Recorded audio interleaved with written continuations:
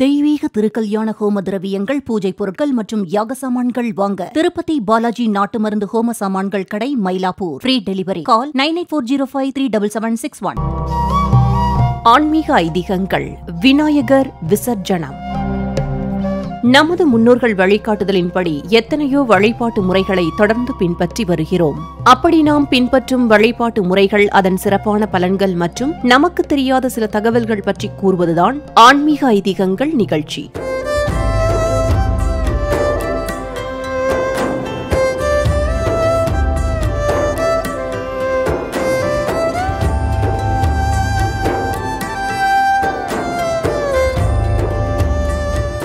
அந்த வகையில் விநாயகர் விசர்ஜனம் பற்றியும் அதன் தத்துவங்கள் பற்றியும் இன்றைய ஆன்மீக ஐதீகங்கள் நிகழ்ச்சியில் தெரிந்து கொள்வோம்.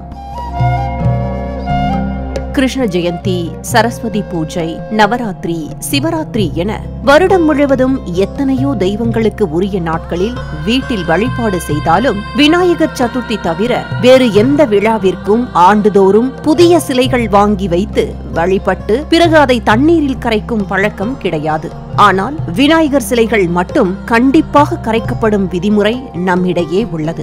ஆம், நாடு முழுவதும் கொண்டாடப்படும் விழாக்களில் முக்கியமான ஒரு விழா விநாயகர் சதுர்த்தி எனும் பெருவிழா. களிமண்ணால் செய்யப்பட்ட சிறிய விநாயகர் முதல் பிரம்மாண்டமாக உருவாக்கப்பட்ட விநாயகர் வரை வீடுகளிலும் கோயில்களிலும் வைத்து பூஜை செய்து விநாயகருக்கு விருப்பமானவற்றை படைத்தும் வழிபடுகின்றனர்.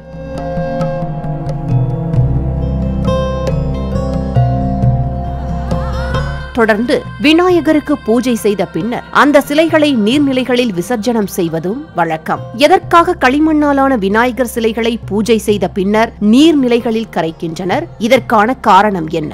தெய்வ வழிபாடு செய்வதற்கு முன் வழிபாட்டு முறைகளுக்கான காரணங்களை தெரிந்து கொண்டு அந்த வழிபாட்டினை மேற்கொள்ளும் போது அதற்குரிய முழு பலனும் கிடைக்கும் என்பதால் விநாயகர் சிலை கரைப்பு குறித்து இன்றைய ஆன்மீக ஐதீகங்கள் நிகழ்ச்சியில் தெரிந்து கொள்வோம். வாருங்கள். நாதனே கஜ முகத்தோனே பூஜ பலத்தோனே நெஞ்சில் உன்னை நினைத்தோமே, உன்னை நினைத்தாலே நீங்கும் தடைகளே, எண்ணம் சொல் செயல் யாவிலும் வெற்றியை தந்தருள்வாயே, எண்ணம் சொல் செயல் யாவிலும் வெற்றியை தந்தருள்வாயே. வீட்டில் எத்தனை விநாயகர் படம், சிலைகள் இருந்து வழிபட்டாலும் கூட விநாயகர் சதுர்த்திக்கு மட்டும் ஒவ்வொரு ஆண்டும் புதிய விநாயகர் சிலை வாங்கி வீட்டில் வைத்து பூஜை செய்து வழிபட்டு பின்னர் ஓடும் தண்ணீர், ஆறுகள், குளங்கள், கடல் உள்ளிட்ட நீர்நிலைகளிலும் கரைக்கிறோம். அனைத்து ஊர்களிலும் ஆறுகள் இல்லாத காரணத்தால் மக்கள் அந்தந்த ஊர்களில் உள்ள நீர்நிலைகளில் கரைக்கும் பழக்கம் பிற்காலத்தில் ஏற்படுத்தப்பட்டது. இதில் மிகப்பெரிய ஆன்மீக தத்துவமும் அடங்கியுள்ளது. அதாவது மண்ணில் பிறக்கும் நீ இந்த மண்ணுக்கே சொந்தமாவா என்பதை உணர்த்தும் வகையிலே களிமண்ணால் செய்த பிள்ளையார் சிலைகளை பூஜை செய்துவிட்டு நீர்நிலைகளில் கரைக்கின்றனர்.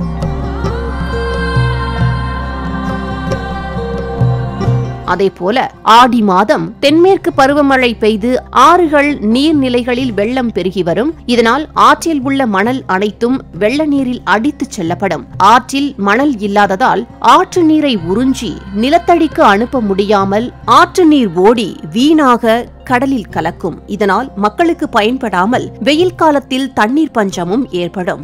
மேலும் இந்த தண்ணீர் சுத்தமாக வேண்டும் என்பதற்காகவும் நீர்நிலைகளில் உள்ள மீன்கள், ஆமைகள் தூய்மையடைய வேண்டும் என்பதற்காகவும் குறிப்பாக ஆவணி மாதத்தில் மஞ்சள், குங்குமம் வைத்து பூஜிக்கப்பட்ட களிமண்ணால் செய்த விநாயகரை நீர்நிலைகளில் கரைத்து வழிபடுகின்றனர்.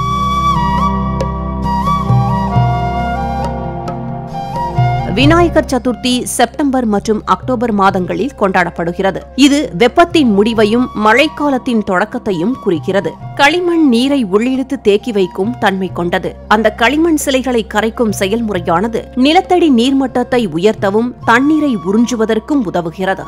இதனால் வெயில் காலத்தில் தண்ணீர் பஞ்சம் உள்ளிட்ட நீர் பற்றாக்குறை ஏற்படாமல் இருக்குமாம். களிமண்ணுடன் தண்ணீர் சேர்த்து செய்யப்படும் விநாயகர் சிலைகளை உடனே, அதாவது விநாயகர் சதுர்த்தி தினமே கரைத்தால் அந்த மண் ஆற்று நீரில் கரைந்து ஓடிவிடும் வாய்ப்பு உள்ளதால் 3 அல்லது அதற்கு மேற்பட்ட நாட்களுக்கு பிறகு கரைக்கும் போது களிமண் கடினமாக மாறிவிடுமாம். அதை தண்ணீரில் கரைக்கும் போது களிமண் ஆற்றில் தேங்கிவிடும் வாய்ப்பும் ஏற்படுமாம். அது மட்டுமல்ல, களிமண்ணிற்கு தெய்வீக சக்திகளை ஈர்க்கும் தன்மை உண்டாம். விநாயகரை வீட்டில் வைத்து மந்திரங்கள் சொல்லி வழிபடும் போது அந்த மந்திர சக்திகள் எல்லாம் களிமண்ணால் ஈர்க்கப்பட்டு வைக்கப்படுமாம். இந்த தெய்வீக தன்மையுடைய சிலையை ஆற்றில் அல்லது கடலில் கரைக்க அந்த நீர் ஆவியாகி மழையாக பொழியும் போது அது சாத்வீக குணத்தை கொண்டதாக இருக்குமாம். இந்த மழை துளியானது மண்ணில் படும்போது உலகில் அன்பு, ஒற்றுமை, தெய்வீக தன்மை நிறைகிறது என்றும் கூறப்படுகிறது. அதேபோல அரிசி மாவு, கிழங்கு மாவு உள்ளிட்டவைகளால் விநாயகர் சிலை செய்து அதை கடலில் கரைக்கும் பொழுது உயிரினங்களுக்கு உணவாக பயன்படுவதுடன் நம் சுற்றுச்சூழலையும் பாதிக்காது என்கிறார்கள். நேயர்களே, சதுர்த்தி பெருவிழாவை தொடர்ந்து விநாயகரை நீரில் கரைக்கும் போது மாலை 6 மணிக்கு மேல் விநாயகரை நீரில் கரைக்கக்கூடாது என்றும், நீர்நிலைகளில் கரைக்க முடியாதவர்கள் ஒரு சுத்தமான பாத்திரத்தில் நீர் நிரப்பி அதில் விநாயகரின் சிலையை கரைக்கலாம் என்றும் கூறுகின்றனர். இந்த களிமண் கலந்த நீரை வீட்டு தோட்டத்தில் அல்லது அருகில் உள்ள துளசி செடி, அரச மரம் ஆகிய தெய்வீக தன்மை நிறைந்த செடி, கொடி அல்லது மரங்களுக்கும் ஊற்றலாம். நாமும் சுற்றுச்சூழல் பாதிக்காத வகையில் விநாயகர் விசர்ஜனம் செய்து வழிபடுவோம். விநாயகரின் அருளால் விக்னங்கள் நீங்க பெற்று வளமுடன் வாழ்வோம். ஆன்மீக ஐதீகங்கள். விநாயகர் விசர்ஜனம்.